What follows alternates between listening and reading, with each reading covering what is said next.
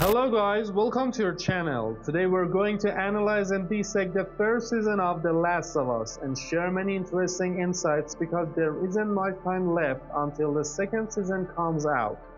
First of all, we should mention that the audience of the series is divided into two groups. First group consists of those who have played the game and according to statistics, it's among the top 5 games of their life. The second group includes those who haven't played the game and are experiencing the story for the first time through this HBO masterpiece. So, it's natural that these two groups have very different opinions, especially those who have played the game and constantly compare it with their experience. This episode contains some spoilers, so if you haven't seen the series yet, go watch it first and then come back to this video. This series is about an apocalypse caused by a disease known as the cordyceps fungus, which has largely led the world to destruction, causing the mind to malfunction and turning people into something zombie-like, with their brains completely under the control of the fungus. The story revolves around two characters named Joel and Ellie. The first character, Joel, played brilliantly by Pedro Pascal, auditioned for this role and went through actors like Hugh Jackman, Michael Fassbender, and Tom Hardy.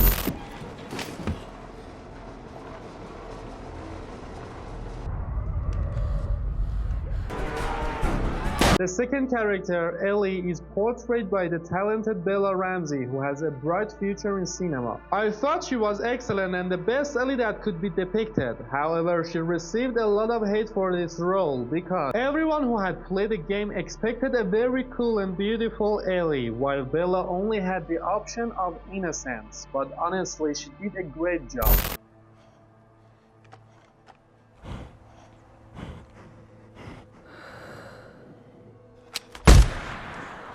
The story of the series is about Joel being tasked with smuggling Ellie out of a quarantine zone to reach the Fireflies for a reward. The first thing that catches your attention in this series is its remarkable character development, which sets it apart from other series in this genre. The special effects and CGI are so well done that you can't tell the difference between real images and computer-generated ones. Just like the giraffe you saw in the last episode and the other giraffes in the open space, another example is that scene in the 5th episode where a lot of cordyceps are coming out, most of which were CGI. But that clicker or blooder is played by an actor named Adam Basil, who is very muscular, and he performed under very heavy makeup. Honestly, I thought it was CGI. This series has its own unique features, one of which relates to its time jumps. You constantly see that with the end of each episode and the start of the next, there is either a flashback to illustrate the characters or a time jump from summer to winter or other season. This helps us digest the events of the previous episode. The most mind-blowing feature of this series is the opening theme song, which captivates you for 9 episodes with the visual evolution of the cordyceps mushroom, and you can feel this artwork in your skin,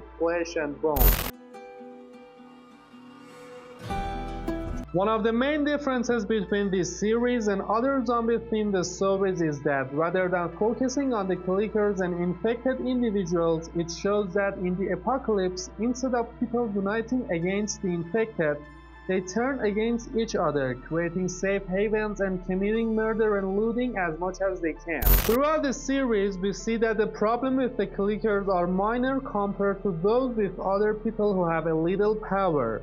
This means the series intentionally shows less of the clickers to highlight that the fundamental problem is between humans. This is evident from the early scenes where Joel, Tommy, and Sarah drive and see people whose cars have broken then asking for help, and Joel easily decides to ignore them. This was also the main reason for Sarah's death. Hey, no one told you to move. We're not sick. We are not sick! One of the things that enhances the appeal of this series is that we don't have an extraordinary character or a superhero. Instead, we follow the story with 2 ordinary, flawed characters just like ourselves. We repeatedly see the consequences of their wrong decisions.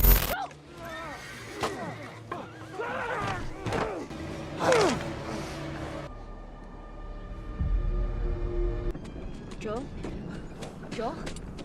Joel, no! no, shit! Another interesting aspect of the series is how Ellie gets excited by the most ordinary things, like the shopping mall and amusement park, showing that this girl has seen almost nothing since birth and has reached a master level through hardships and losing loved ones.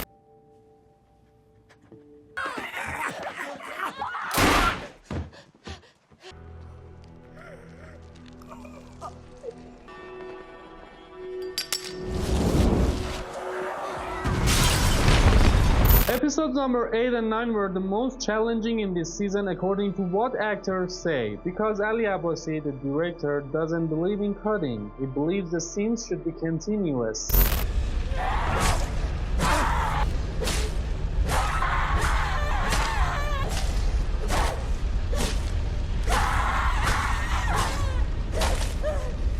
A fascinating detail in the 8th episode is that the actor who plays Joel in the game has a minor role in the series, and we see him in a few small scenes.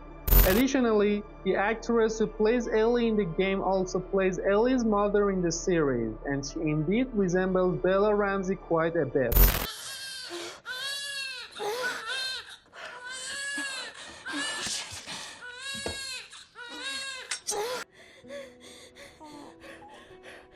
In my opinion, the best scene was the reunion of Joel and Tommy.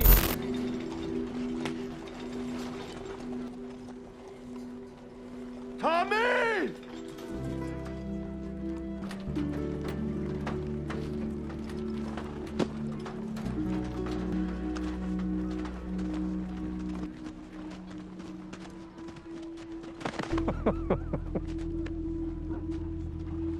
And the scariest was when Ellie wakes up to find Sam, the deaf boy, has turned into a clicker. It really shocked me. I should also mention that the actor who plays this deaf boy performed exceptionally.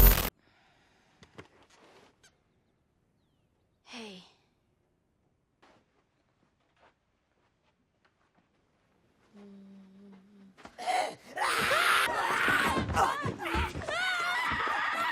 In conclusion, I give this series a score of 8.9, and the overall takeaway is that this series shows us that anyone, despite their weaknesses and shortcomings, can be the hero of their own life story. If you like this part, don't forget to like and subscribe, and stay tuned for the detailed analysis of the second season of this series.